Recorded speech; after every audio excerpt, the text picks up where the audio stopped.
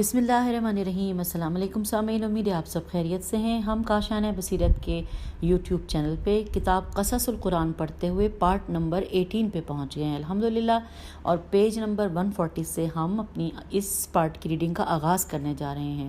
Heading ہے، جیسا کہ آپ کو میں نے پچھلی ریکارڈنگ میں بتایا تھا، کہ بادشاہ مصر کا خواب۔ آئیے پڑھتے ہیں۔ لکھا ہے، حضرت یوسف علیہ السلام 7 برس تک قید خانے میں تنگی و سختی میں ایک فراموش شدہ انسان کی طرح رہے اور خود سازی قیدیوں کو ارشاد و ہدایات، بیماروں کی عیادت اور درد مندوں کی دلجوئی میں مصروف رہے، یہاں تک کہ ایک ظاہراً چھوٹا سا واقعہ رونما ہوا جس نے نہ صرف ان کی بلکہ مصر اور اس کے اطراف میں رہنے والوں کی سرنوشت کو بدل کر رکھ دیا۔ بادشاہ مصر کہ جس کا نام کہا جاتا ہے کہ ولید بن ریان تھا اور عزیز مصر اس کا وزیر تھا، اس نے ایک خواب دیکھا۔ یہ ظاہراً ایک پریشان کن خواب تھا۔ دن چڑھا تو اس نے خواب کی تعبیر بتانے والوں اور اپنے ساتھیوں کو جمع کیا اور کہنے لگا کہ میں نے خواب میں دیکھا ہے کہ 7 کمزور سی 7 موٹی تازی گائیں اور دبلی پتی گائیں ان پر حملہ آور ہوئی ہیں اور انہیں کھا رہی ہیں، نیز 7 ہرے بھرے درخت اور 7 خشک شدہ خوشے ہیں، اور خشک شدہ خوشے سبز خوشوں پر لپٹ گئے ہیں اور انہیں ختم کر رہے ہیں۔ یہ سارا جو ہم نے ابھی اس وقت پڑھا، یہ سورہ یوسف کی آیت نمبر 43 کا حصہ تھا۔ آگے لکھا ہے کہ اس کے بعد اس نے ان کی طرف روئے سخن کیا اور کہنے لگا کہ اے قوم، یہ انورٹڈ کاما میں، اے قوم کے سردار، میرے خواب کے بارے میں اپنا نقطہ نظر بیان کرو، اور اگر تم خواب کی تعبیر بتا سکتے ہو۔ یہ سورہ یوسف کی آیت نمبر 44 کا ترجمہ۔ آگے چلتے ہیں، لکھا ہے، لیکن سلطان کے حواریوں نے فوراً کہا، انورٹڈ کاما، یہ خواب پریشان ہیں اور ہم لوگ ایسے خوابوں کی تعبیر نہیں جانتے، یہ خواب پریشان ہے۔ اور یہ انورٹڈ کاما یہاں کلوز ہو گیا، اور اس کی لیے ہے کہ یہ سورہ یوسف آیت نمبر 44 کا حصہ ہم نے پڑھا۔ پھر لکھا ہے، یہاں یہ سوال پیش آتا ہے کہ انہوں نے کس طرح جرت کی کہ شاہ مصر کے سامنے اس رائے کا اظہار کریں کہ وہ اسے پریشان خواب دیکھنے کے الزام دیں، جبکہ ان حاشیہ نشینوں کا معمول یہ ہے کہ وہ ان کی ہر چھوٹی بڑی اور بے معنی حرکت کے لیے کوئی فیصلہ گھڑتے ہیں اور بڑی معنی خیز تفسیریں کرتے ہیں۔ ہو سکتا ہے کہ یہ اس لیے ہو کہ انہوں نے دیکھا تھا کہ بادشاہ یہ خواب دیکھ کر پریشان و مضطرب ہے، اور وہ پریشانی میں حق بجانب بھی تھا، کیونکہ اس نے خواب میں دیکھا تھا کہ کمزور اور لاغر گائیں توانا اور موٹی تازی گاؤں پر حملہ آور ہوتی ہیں اور انہیں کھا رہی ہیں، اور یہی صورت خشک خوشوں کی تھی۔ کیا یہ اس بات کی دلیل ہے کہ کمزور لوگ اچانک اس کے ہاتھ سے حکومت چھین لیں گے؟ لہٰذا انہوں نے بادشاہ کے دل کا اضطراب دور کرنے کے لیے اس سے کہا کہ خواب کسی چیز کی دلیل نہیں ہوتے۔ اب ہم آگے ہیں پیج 141 پہ، یہاں پر ہیڈنگ ہے، بادشاہ کے ساقی نے جناب یوسف علیہ السلام کو یاد کیا۔ اب لکھا ہے کہ اس موقع پر بادشاہ کا ساقی کہ جو چند سال قبل قید خانے سے آزاد ہوا تھا، اسے قید خانے کا خیال آیا اور اسے یاد آیا کہ یوسف علیہ السلام اس خواب کی تعبیر بیان کر سکتے ہیں۔ اس نے بادشاہ کے حاشیہ نشینوں کی طرف رخ کیا کہ انورٹڈ کاما، تو میں تمہیں اس خواب کی تعبیر بتا سکتا ہوں، مجھے اس کام کے ماہر استاد کے پاس بھیجو کہ جو زندان میں پڑا ہے، تاکہ تمہیں بالکل سچ خبر لا کر دوں، انورٹڈ کاما کلوز۔ یہ سورہ یوسف کی آیت نمبر 45 کا حصہ ہم نے پڑھا۔ پھر لکھا ہے کہ جی ہاں، اس گوشہ زندہ میں ایک روشن ضمیر صاحب ایمان اور پاک دل انسان زندگی کے دن گزار رہا ہے کہ جس کا دل حوادث آئندہ کا آئینہ ہے۔ وہ ہے کہ جو اس راز سے پردہ اٹھا سکتا ہے اور اس خواب کی تعبیر بیان کر سکتا ہے۔ اس کی اس بات نے محفل کی کیفیت ہی بدل دی۔ سب کی آنکھیں ساقی پر لگ گئیں اور آخرکار اسے اجازت ملی اور حکم ملا کہ جتنی جلدی ہو سکے اس کام کے لیے نکل کھڑا ہو اور جلد نتیجہ پیش کرے۔ ساقی زندان میں آیا اور اپنے پرانے دوست یوسف علیہ السلام کے پاس پہنچا، وہی دوست جس سے بڑی بے وفائی کی تھی، لیکن اس کی عظمت سے توقع نہیں کہ وہ دفتر شکایت کھول بیٹھے۔ اس نے حضرت یوسف علیہ السلام سے مخاطب ہوتے ہوئے کہا، انورٹڈ کاما، یوسف، اے سراپا صداقت، اس خواب کے بارے میں تم کیا کہتے ہو؟ کہ کسی نے دیکھا ہے کہ 7 لاغر گائیں موٹی تازی گایوں کو کھا رہی ہیں، اور 7 ہرے گچھے ہیں، اور 7 خشک شدہ ہیں کہ جن میں سے دوسرا پہلے سے لپٹ گیا ہے اور اسے نابود کر رہا ہے، انورٹڈ کاما کلوز۔ شاید میں اس طرح ان لوگوں کے پاس لوٹ کے جاؤں تو وہ اس خواب کے اسرار سے آگاہ ہو سکیں، انورٹڈ کاما یہاں کلوز ہو گیا۔ یہ سورہ یوسف کی آیت نمبر 46 کا حصہ تھا۔ پھر لکھا ہے بہرحال حضرت یوسف علیہ السلام نے بغیر کسی شرط کے اور بغیر کسی صلے کے تقاضے کے فوراً خواب کی واضح اور نہایت اعلیٰ تعبیر بیان کی۔ اس میں آپ نے کچھ چھپائے بغیر درپیش تاریخ مستقبل کے بارے میں بتایا، ساتھ ہی اس کے لیے رہنمائی کر دی اور ایک مرتب پروگرام بنا دیا۔ آپ نے کہا انورٹڈ کاما 7 سال پہم محنت سے کاشتکاری کرو، لوگ ان 7 برسوں میں بارش خوب ہوگی کیونکہ ان 7 برسوں میں بارش خوب ہوگی، لیکن جو فصل کاٹو گے اسے خوشوں سمیت انباروں کی صورت میں جمع کر لو، سوائے کھانے کے کہ جو تھوڑی سی مقدار ضروری ہو، انورٹڈ کاما کلوز۔ اور یہ سورہ یوسف کی آیت نمبر 47 کو ہم نے پڑھا۔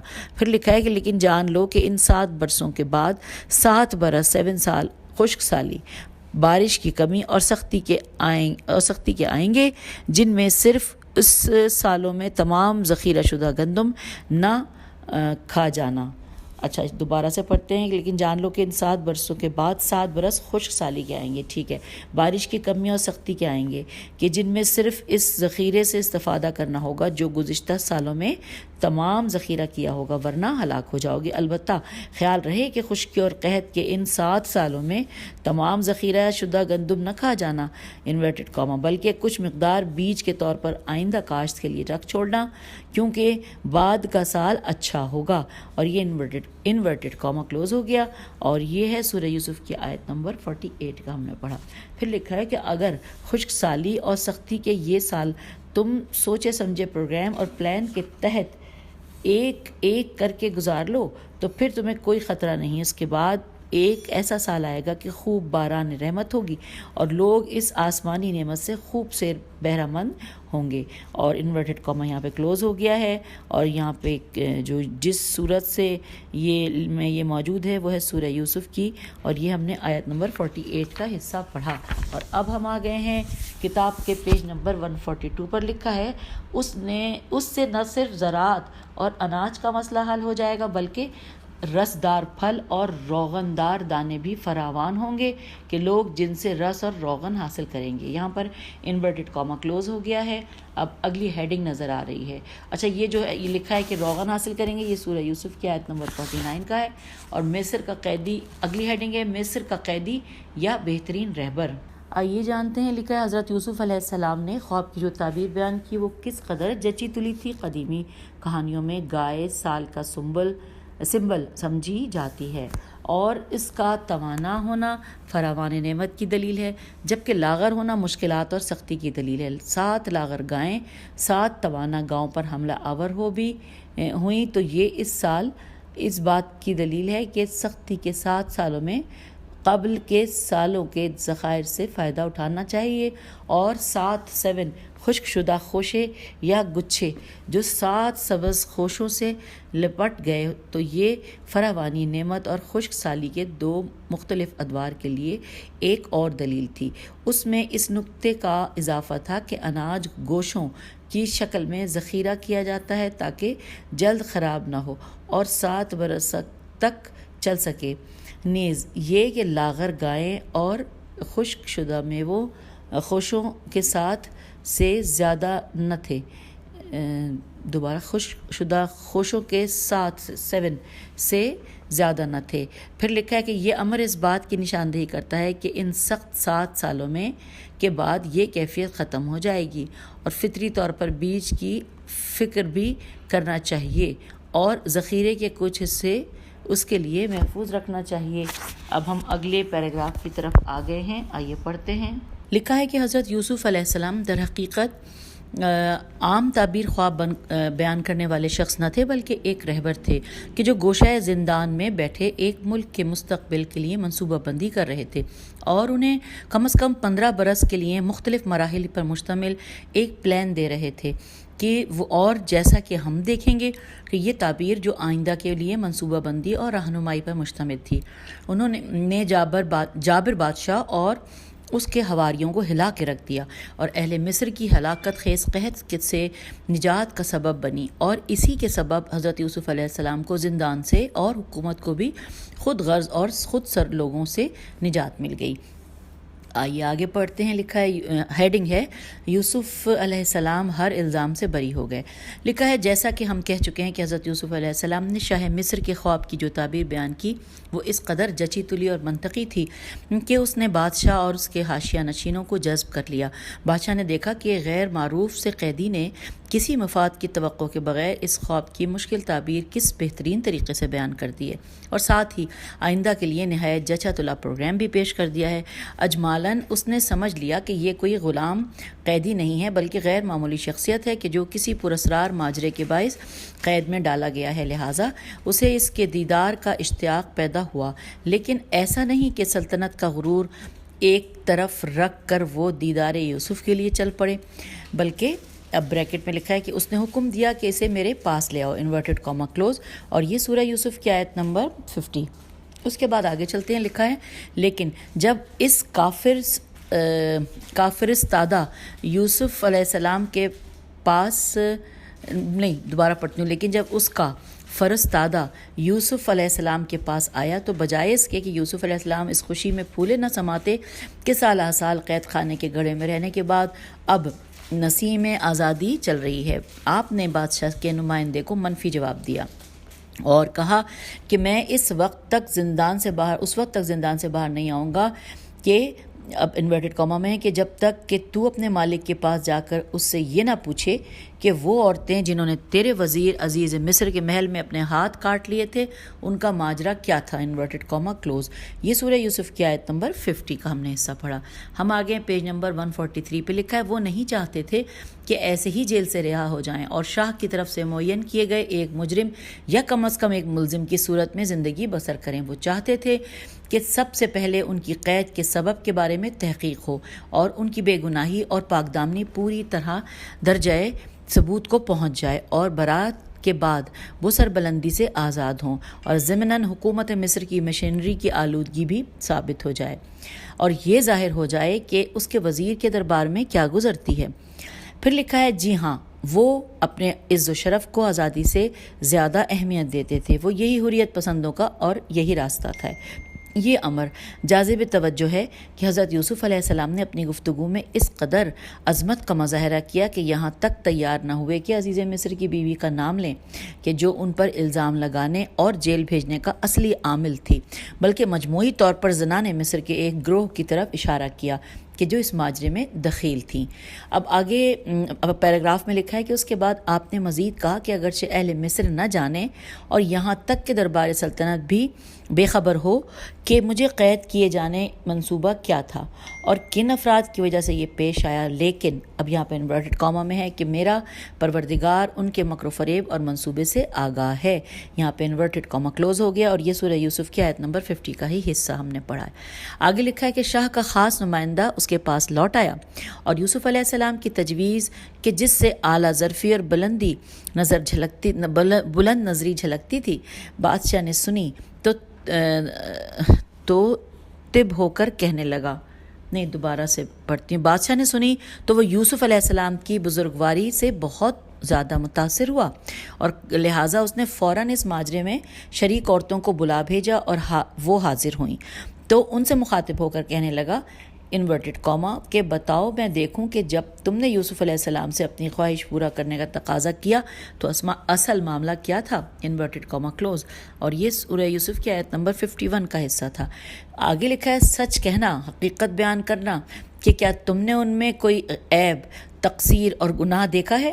تو ان کے خوابیدہ ضمیر اس سوال پر اچانک بیدار ہو گئے، انورٹڈ کاما، اور سب نے متفقہ طور پر یوسف علیہ السلام کی پاک دامنی کی گواہی دی اور کہا کہ منزہ ہے خدا، ہم نے یوسف علیہ السلام میں کوئی گناہ نہیں دیکھا ہے.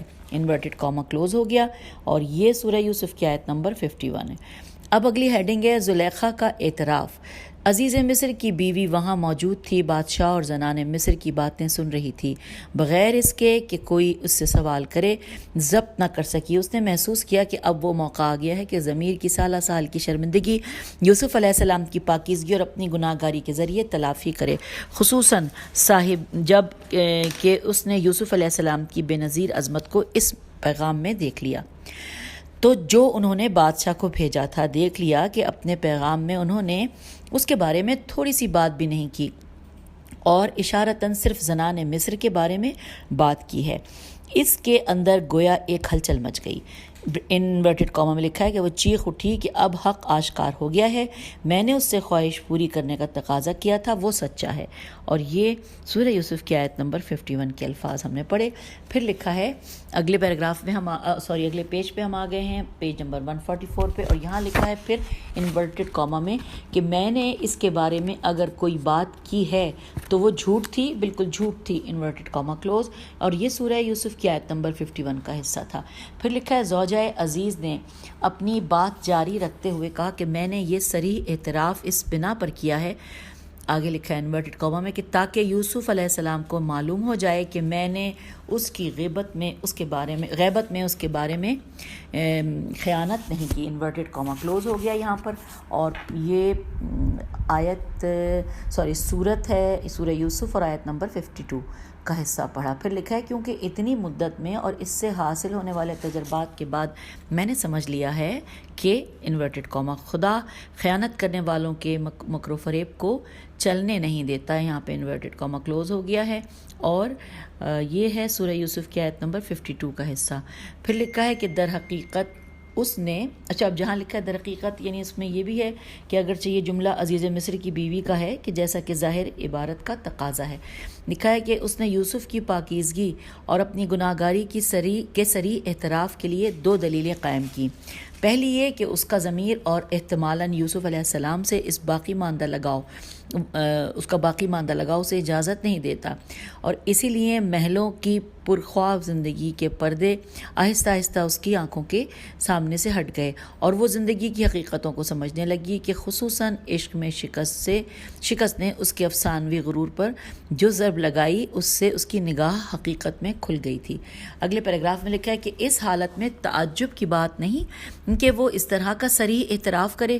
اس نے اپنی بات جاری رکھتے ہوئے مزید کہا انورٹڈ کاما کہ میں ہرگز اپنے نفس کی برات کا اعلان نہیں کرتی، کیونکہ میں جانتی ہوں کہ یہ نفس مارا مجھے برائیوں کا حکم دیتا ہے، نفس امارہ مجھے برائیوں کا حکم دیتا ہے، مگر یہ کہ میرا پروردگار رحم کرے۔ انورٹڈ کاما یہاں پہ کلوز ہو گیا، اور یہ سورہ یوسف کی آیت نمبر 35 تھی۔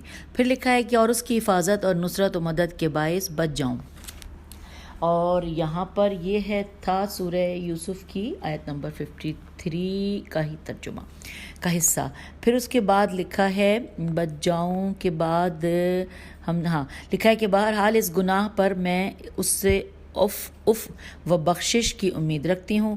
پھر انورٹڈ کاما میں لکھا ہے کیونکہ میرا پروردگار غفور الرحیم ہے، اور یہ انورٹڈ کاما میں جو الفاظ تھے وہ سورہ یوسف کی آیت 53 کا حصہ تھے۔ اب ہمیں ہیڈنگ کی طرف بڑھنا ہے۔ ہیڈنگ ہے یوسف علیہ السلام مصر کے خزانہ دار کی حیثیت سے۔ آئیے پڑھتے ہیں۔ لکھا ہے کہ انورٹڈ کاما میں کہ بادشاہ نے حکم دیا کہ اسے میرے پاس لے آؤ تاکہ میں اسے اپنا مشیر اور نمائندہ خاص بناؤں، اور یہ الفاظ سورہ یوسف کی آیت نمبر 53 کے ہیں۔ پھر لکھا ہے کہ اور اپنی مشکلات حل کرنے کے لیے اس کے علم و دانش اور انتظامی صلاحیت سے مدد لوں۔ اگلا پیراگراف ہے بادشاہ کا پرجوش پیغام لے کر اس کا خاص نمائندہ قید خانے میں یوسف علیہ السلام کے پاس پہنچا۔ اس نے بادشاہ کی طرف سے سلام و دعا پہنچایا اور بتایا کہ اسے آپ سے شدید لگاؤ ہو گیا ہے۔ اس نے مصر کی عورتوں کے بارے میں تحقیق سے متعلق آپ کی درخواست کو عملی جامہ پہنایا ہے، اور سب نے کھل کر آپ کی پاک دامنی اور بے گناہی کی گواہی دی ہے، لہٰذا اب تاخیر کرنے کی گنجائش نہیں رہی، اٹھیے تاکہ ہم اس کے پاس چلیں۔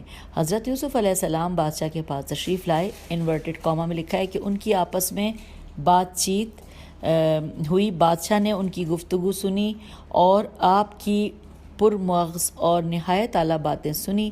اس نے دیکھا کہ آپ کی باتیں انتہائی علم و دانش اور دانائی سے معمور ہیں اور ہمارے نزدیک قابل اعتماد رہیں گی۔ یہاں پہ انورٹڈ کاما کلوز ہو گیا، جو حضرت سورہ یوسف کی آیت نمبر 54 تھی۔ ہم آ گئے ہیں پیج نمبر 145 پہ، لکھا ہے آج سے اس ملک کے اہم کام آپ کے سپرد ہیں اور آپ کو امور کی اصلاح کے لیے کمر ہمت باندھ لینا چاہیے، کیونکہ میرے خواب کی جو تعبیر آپ نے بیان کی ہے اس کے مطابق اس ملک کو شدید اقتصادی بحران درپیش ہے اور میں سمجھتا ہوں کہ اس بحران پر صرف آپ ہی قابو پا سکتے ہیں۔ انورٹڈ کاما سٹارٹ حضرت یوسف علیہ السلام نے تجویز پیش کی مجھے اس علاقے کے خزانوں کی ذمہ داری سونپ دی جائے، کیونکہ میں خواب کے اسرار سے بھی واقف ہوں۔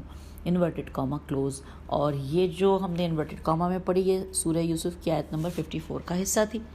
اب آگے چلتے ہیں، لکھا ہے حضرت یوسف علیہ السلام اچھی طرح جانتے تھے کہ ظلم سے بھرے اس معاشرے کی پریشانیوں کی ایک عام بنیاد اس کے اقتصادی مسائل اور ہیں، لہٰذا انہوں نے سوچا کہ اب جب کہ انہیں مجبوراً آپ کی طرف آنا پڑا ہے تو کیا ہی اچھا ہے کہ مصر کے اقتصادیات کو اپنے ہاتھ میں لے لیں اور محروم و مستضعف لوگوں کی مدد کے لیے آگے بڑھیں اور جتنا ہو سکے طبقاتی تفاوت اور اونچ نیچ کو کم کریں، مظلوموں کا حق ظالموں سے لیں اور اس وسیع ملک کی بدحالی کو دور کریں۔ آپ کی نظر میں تھا کہ خاص طور پر زرعی مسائل اس ملک میں زیادہ اہم ہیں۔ اس بات پر بھی توجہ رکھنا ہوگی کہ چند سال فراوانی کے ہوں گے اور پھر خشکی کے سال درپیش ہوں گے، لہٰذا لوگوں کو زیادہ سے زیادہ غلہ پیدا کرنے اور پھر انہیں احتیاط سے محفوظ رکھنے اور نہایت کم خرچ کرنے پر آمادہ کرنا ہوگا تاکہ قحط سالی کے لیے غلہ ذخیرہ کیا جا سکے۔ لہٰذا اس مقصد کے لیے آپ کو یہی بہتر معلوم ہوا کہ آپ مصر کے خزانوں کو اپنی سرپرستی میں لینے کی تجویز پیش کریں۔ بعض نے کہا کہ اس سال بادشاہ سخت مشکلات میں گھرا ہوا تھا اور کسی طرح ان سے نجات چاہتا تھا، لہٰذا اس نے تمام امور کی باغ دوڑ حضرت یوسف علیہ السلام کے ہاتھ میں دے دی اور خود کنارہ کشی اختیار کر لی۔ اگلے پیراگراف میں ہے کہ بعض دوسروں کا کہنا ہے کہ اس نے عزیز مصر کی جگہ حضرت یوسف علیہ السلام کو اپنا وزیر اعظم بنا لیا۔ یہ احتمال بھی ہے کہ اب یہاں پہ جہاں پہ یہ احتمال لکھا ہے وہاں پر یہ جو ذکر ہے یہ سورہ یوسف کی آیت نمبر 55 ہے۔ اس کے بعد یہ لکھا ہے کہ یہ احتمال بھی ہے کہ مصر کے خزانے دار بنے ہوں، یہ بھی احتمال ہے۔ یہ سورہ یوسف کی آیت نمبر 55 کے ظاہری مفہوم کے مطابق ہے یہ کچھ۔ پھر لکھا ہے بہرحال اس مقام پر خدا کہتا ہے انورٹڈ کاما کہ اور اس طرح ہم نے یوسف علیہ السلام کو سرزمین مصر پر قدرت عطا کی کہ وہ جیسے چاہتا تھا اس میں تصرف کرتا تھا۔ انورٹڈ کاما یہاں پر کلوز ہو گیا ہے اور یہاں پہ لیکن حاشیے میں لکھا ہے کہ لیکن سورہ یوسف آیت نمبر 100 اور 101 اس امر کی دلیل ہیں کہ آخرکار آپ بادشاہ ہو گئے اور تمام امور مملکت کی باغ دوڑ آپ کے ہاتھ میں آ گئی۔ اگرچہ آیت نمبر 88 میں ہے کہ یوسف کے بھائیوں نے اس سے کہا کہ یا ایھا العزیز، یہ اس امر کی دلیل ہے کہ آپ نے عزیز مصر کا منصب سنبھالا، مگر اس میں کوئی معنی نہیں کہ آپ نے یہ منصب تدریجاً حاصل کیے ہوں، پہلے وزیر خزانہ ہوئے ہوں اور پھر وزیر اعظم اور پھر بادشاہ۔ بہرحال چلیے آگے پڑھتے ہیں، لکھا ہے کہ جی ہاں اب پھر انورٹڈ قوم ہے کہ ہم اپنی رحمت اور مادی اور روحانی نعمتیں جسے چاہتے ہیں اور اہل پاتے ہیں عطا کرتے ہیں۔ انورٹڈ کاما کلوز، اور یہ سورہ یوسف کی آیت نمبر 56 کے الفاظ تھے انورٹڈ کاما میں۔ پھر آگے لکھا ہے کہ اور ہم نیکوں کا اجر ہرگز ضائع نہیں کریں گے، اگرچہ اس میں تاخیر ہو جائے، تاہم آخرکار جو کچھ ان کے لائق ہوا انہیں دیں گے، کیونکہ ہم کسی نیک کام کو فراموش نہیں کرتے۔ انورٹڈ کاما کلوز ہو گیا ہے۔ یہ سورہ یوسف کی آیت نمبر 56 کے الفاظ ہم نے پڑھے اور اب ہم پیج نمبر 146 پر آ گئے ہیں۔ لکھا ہے کہ لیکن اہم بات یہ ہے کہ ہم صرف دنیاوی اجر ہی نہیں دیں گے، بلکہ جو اجر یہاں پھر انورٹڈ کاما میں یہ بات ہے کہ جو اجر انہیں آخرت میں ملے گا وہ اہل ایمان اور صاحبان تقویٰ کے لیے زیادہ اچھا ہے۔ انورٹڈ کاما کلوز ہو گیا۔ سورہ یوسف کی آیت نمبر 57 کی یہ الفاظ تھے۔ اب اگلی ہیڈنگ ہے کہ 7 سال پر برکت اور 7 سال قحط۔ آئیے اس معاملے کو بھی جانتے ہیں۔ لکھا ہے آخرکار جیسا کہ پیشن گوئی ہوئی تھی 7 سال پے در پے بارش ہونے کے سبب اور دریائے نیل کے پانی میں اضافے کے باعث مصر کی زرعی پیداوار خوب تسلی بخش ہو گئی۔ مصر کا خزانہ اور اقتصادی امور حضرت یوسف علیہ السلام کے زیر نظر تھے۔ آپ نے حکم دیا کہ غذائی اجناس کو خراب ہونے سے بچانے کے لیے چھوٹے بڑے گودام بنائے جائیں۔ آپ نے عوام کو حکم دیا کہ پیداوار سے اپنی ضرورت کے مطابق رکھ لیں اور باقی حکومت کو بیچ دیں۔ اس طرح گودام غلے سے بھر گئے۔ نعمت و برکت کی فراوانی کے یہ 7 سال گزر گئے اور خشک سالی کا منحوس دور شروع ہوا۔ یوں لگتا تھا جیسے آسمان زمین کے لیے بخیل ہو گیا ہے۔ کھیتیاں نخلستان خشک ہو گئے ہیں۔ عوام کو غلے کی کمی کا سامنا کرنا پڑا، لیکن وہ جانتے تھے کہ حکومت نے غلے کے ذخائر جمع کر رکھے ہیں، لہٰذا وہ اپنی مشکلات حکومت ہی کے ذریعے دور کرتے تھے۔ حضرت یوسف علیہ السلام بھی پوری منصوبہ بندی اور پروگرام کے تحت غلہ فروخت کرتے تھے اور عادلانہ طور پر ان کی ضرورت پوری کرتے۔ اگلے پیراگراف میں ہے کہ یہ بات جاذب نظر ہے کہ حضرت یوسف علیہ السلام نے مصر کے لوگوں میں طبقاتی تفاوت اور لوٹ کھسوٹ کو ختم کرنے کے لیے قحط کے سالوں سے استفادہ کیا۔ آپ نے زیادہ پیداوار کے عرصے میں لوگوں سے غذائی مواد خرید لیا اور اس کے لیے تیار کیے گئے بڑے بڑے گوداموں میں اسے ذخیرہ کر لیا۔ جب یہ سال گزر گئے اور قحط کے سال شروع ہوئے تو پہلے سال اجناس کو درہم و دینار کے بدلے بیچا، اس طرح کرنسی کا ایک بڑا حصہ جمع کر لیا، اور دوسرے سال اسباب زینت و جواہرات کے بدلے اجناس کو بیچا، البتہ جن کے پاس یہ چیزیں نہ تھیں انہیں مستثنی رکھا۔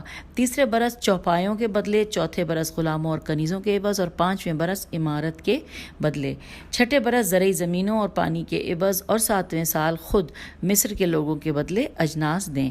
پھر یہ سب چیزیں انہیں عادلانہ طور پر واپس کر دیں اور کہا کہ میرا مقصد یہ تھا کہ عوام کو بلا و مصیبت اور بے سر و سامانی سے نجات دلاؤں۔ اب اگلی ہیڈنگ جو کہ سامنے ہے وہ ہے برادران یوسف مصر پہنچے۔ آئیے جانتے ہیں۔ لکھا ہے کہ یہ خشک سالی صرف مصر ہی میں نہ تھی بلکہ اطراف کے ملکوں کا بھی یہی حال تھا۔ فلسطین اور کنعان مصر کے شمال مشرق میں تھے، وہاں کے لوگ بھی انہی مشکلات سے دوچار تھے۔ حضرت یعقوب علیہ السلام کا خاندان بھی اسی علاقے میں سکونت پذیر تھا اور وہ بھی غلے کی کمی سے دوچار ہو گیا۔ حضرت یعقوب علیہ السلام نے ان حالات میں مصمم ارادہ کیا کہ بنیامین کے علاوہ باقی بیٹوں کو مصر کی طرف بھیجیں۔ یوسف علیہ السلام کی جگہ اب بنیامین ہی ان کے پاس تھا۔ بہرحال وہ لوگ مصر کی طرف جانے والے قافلے کے ہمراہ ہو لیے اور بعض مفسرین کے بقول کہ 18 دن کی مسافت کے بعد مصر پہنچے۔ جیسا کہ توریت میں ہے، ضروری تھا کہ ملک کے باہر سے آنے والے افراد مصر میں داخل ہوتے وقت اپنی شناخت کروائیں۔ ہم آگئے پیج نمبر 147 پہ لکھا ہے تاکہ اپنی شناخت کروائیں تاکہ مامورین حضرت یوسف علیہ السلام کو مطلع کریں کہ جب مامورین نے فلسطین کے قافلے کی خبر دی تو حضرت یوسف علیہ السلام نے دیکھا کہ غلے کی درخواست کرنے والوں میں ان کے بھائیوں کے نام بھی ہیں۔ آپ انہیں پہچان گئے اور یہ ظاہر کیے بغیر کہ وہ آپ کے بھائی ہیں آپ نے حکم دیا کہ انہیں حاضر کیا جائے، اور جیسا کہ قرآن کہتا ہے انورٹڈ کاما کہ یوسف کے بھائی آئے اور ان کے پاس پہنچے۔ یوسف علیہ السلام نے انہیں پہچان لیا لیکن انہوں نے یوسف علیہ السلام کو نہیں پہچانا، انورٹڈ کاما کلوز۔ یہ سورہ یوسف کی آیت نمبر 58 کا حصہ تھا جو ہم نے انورٹڈ کاما میں پڑھا۔ اگلے پیراگراف پہ لکھا ہے کہ وہ یوسف علیہ السلام کو نہ پہچاننے میں حق بجانب تھے، کیونکہ ایک طرف تو 30 سال سے 40 سال تک کا عرصہ بیت چکا تھا کہ اس دن سے لے کر کہ جب انہوں نے حضرت یوسف علیہ السلام کو کنویں میں پھینکا تھا ان کے مصر میں آنے تک، اور دوسری طرف وہ سوچ بھی نہ سکتے تھے کہ ان کا بھائی عزیز مصر ہو گیا ہے، یہاں تک کہ اگر وہ اسے اپنے بھائی سے مشابہ بھی پاتے تو اسے ایک اتفاق ہی سمجھتے۔ ان تمام امور سے قطع نظر حضرت یوسف علیہ السلام کے لباس کا انداز بھی بالکل بدل چکا تھا۔ انہیں مصریوں کے نئے لباس میں پہچاننا کوئی آسان نہیں تھا، بلکہ یوسف علیہ السلام کے ساتھ جو کچھ ہو گزرا تھا اس کے بعد ان کی زندگی کا احتمال بھی ان کے لیے بہت بعید تھا۔ بہرحال انہوں نے اپنی ضرورت کا غلہ خریدا اور اس کی قیمت نقدی کی صورت میں اور یا موزے، جوتے یا کچھ اور اجناس کی صورت میں ادا کی کہ جو وہ کنعان سے مصر لائے تھے۔ اب اگلی ہیڈنگ ہے جناب یوسف علیہ السلام نے اپنے بھائیوں سے ایک پیشکش کی۔ حضرت یوسف علیہ السلام نے اپنے بھائیوں سے بہت محبت کا برتاؤ کیا اور ان سے بات چیت کرنے لگے۔ بھائیوں نے کہا ہم 10 بھائی ہیں اور حضرت یعقوب علیہ السلام کے بیٹے ہیں، ہمارے والد خدا کے عظیم پیغمبر ابراہیم خلیل علیہ السلام کے پوتے ہیں۔ اگر آپ ہمارے باپ کو پہچانتے ہوتے تو ہمارا بہت احترام کرتے۔ ہمارا بوڑھا باپ انبیاء الہی میں سے ہے، لیکن ایک نہایت گہرے غم نے اس کے پورے وجود کو گھیر رکھا ہے۔ حضرت یوسف علیہ السلام نے پوچھا یہ غم کس بنا پر ہے؟ انہوں نے کہا کہ ان کا ایک بیٹا تھا جس سے وہ بہت محبت کرتے تھے، عمر میں وہ ہم سے بہت چھوٹا تھا۔ ایک دن وہ ہمارے ساتھ شکار اور تفریح کے لیے صحرا میں گیا، ہم اس سے غافل ہو گئے تو ایک بھیڑیا اسے چیر پھاڑ گیا۔ اس دن سے لے کر آج تک باپ کے لیے گریاں اور غمگین ہیں، باپ اس کے لیے گریاں اور غمگین ہیں۔ حضرت یوسف علیہ السلام کی عادت تھی کہ ایک شخص کو ایک اونٹ کے بارے میں بار سے زیادہ غلہ نہیں بیچتے تھے۔ حضرت یوسف علیہ السلام کے یہ بھائی چونکہ 10 تھے لہٰذا انہیں غلے کے 10 بار دیے گئے۔ انہوں نے کہا ہمارا باپ بوڑھا ہے اور ایک چھوٹا بھائی ہے جو وطن میں رہ گیا ہے۔ باپ غم و اندوہ کی شدت کی وجہ سے سفر نہیں کر سکتا اور چھوٹا بھائی خدمت کے لیے اور مانوسیت کی وجہ سے اس کے پاس رہ گیا ہے، لہٰذا ان دونوں کا حصہ بھی ہمیں دے دیجیے۔ حضرت یوسف علیہ السلام نے حکم دیا کہ 2 اونٹوں کے بار کا اضافہ کیا جائے۔ پھر حضرت یوسف علیہ السلام کی طرف متوجہ ہوئے اور کہا میں دیکھ رہا ہوں کہ تم ہوش مند اور مؤدب افراد ہو، اور یہ جو تم کہتے ہو کہ تمہارے باپ کو تمہارے سب سے چھوٹے بھائی سے لگاؤ ہے، اس سے معلوم ہوتا ہے کہ وہ غیر معمولی اور عام بچوں سے ہٹ کر ہے۔ میری خواہش ہے کہ تمہارے آئندہ سفر میں اسے ضرور دیکھوں۔ اس کے علاوہ یہاں کے لوگوں کو تمہارے بارے میں کئی بدگمانیاں ہیں، کیونکہ تم ایک دوسرے ملک سے تعلق رکھتے ہو، لہٰذا بدگمانی کی اس فضا کو دور کرنے کے لیے آئندہ سفر میں چھوٹے بھائی کو نشانی کے طور پر لے آنا۔ یہاں قرآن کہتا ہے انورٹڈ کاما میں کہ جب یوسف علیہ السلام نے ان کے بار تیار کیے تو ان سے کہا کہ تمہارا بھائی جو باپ کی طرف سے ہے اسے میرے پاس لے آؤ۔ یہ ہے سورہ یوسف کی آیت نمبر 59۔ اور اس کے بعد مزید کہا کہ کیا تم دیکھتے نہیں ہو کہ میں پیمانے کا حق ادا کر رہا ہوں اور بہترین میزبان ہوں، انورٹڈ کاما کلوز۔ یہ سورہ یوسف کی آیت نمبر 59 ہم نے ابھی پڑھ لی، اور اب ہم تھوڑا سا اور پڑھ لیتے ہیں ٹائم کے حساب سے۔ لکھا ہے کہ اس تشویش اور اظہار محبت کے بعد انہیں یوں تہدید بھی کی تھی انورٹڈ کاما کہ اگر اس بھائی کو میرے پاس نہ لائے تو نہ تمہیں میرے پاس نہ غلہ ملے گا اور نہ تم خود میرے پاس پھٹکنا۔ اور یہ یہاں پہ انورٹڈ کاما کلوز ہو گیا۔ سورہ یوسف کی آیت نمبر 60 پھر لکھا ہے حضرت یوسف علیہ السلام چاہتے تھے کہ جیسے بھی ہو بنیامین کو اپنے پاس بلائیں، اس کے لیے کبھی وہ لطف و محبت کا طریقہ اختیار کرتے اور کبھی تہدید کا۔ ان تعبیرات سے ضمنی طور پر واضح ہوتا ہے کہ مصر میں غلات کے خرید و فروخت تول کر نہیں ہوتی تھی بلکہ پیمانے سے ہوتی تھی۔ نیز یہ بھی واضح ہوتا ہے کہ حضرت یوسف علیہ السلام اپنے بھائیوں اور دوسرے مہمانوں کے بہت اچھے طریقے سے ان کی پذیرائی کرتے تھے اور ہر حوالے سے مہمان نواز تھے۔ بھائیوں نے ان کے جواب میں کہا کہ ہم اس کے باپ سے بات کریں گے اور کوشش کریں گے کہ وہ رضامند ہو جائیں، اور ہم یہ کام ضرور کریں گے۔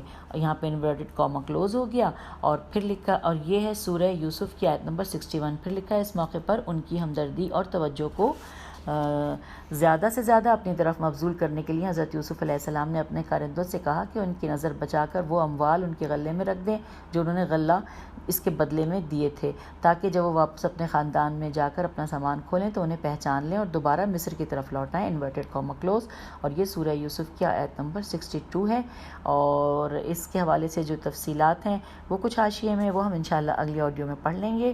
تسلسل بھی قائم رہے گا کیونکہ ٹائم بھی ہو گیا ہے، تو اجازت دیجیے۔ خدا حافظ، فی امان اللہ۔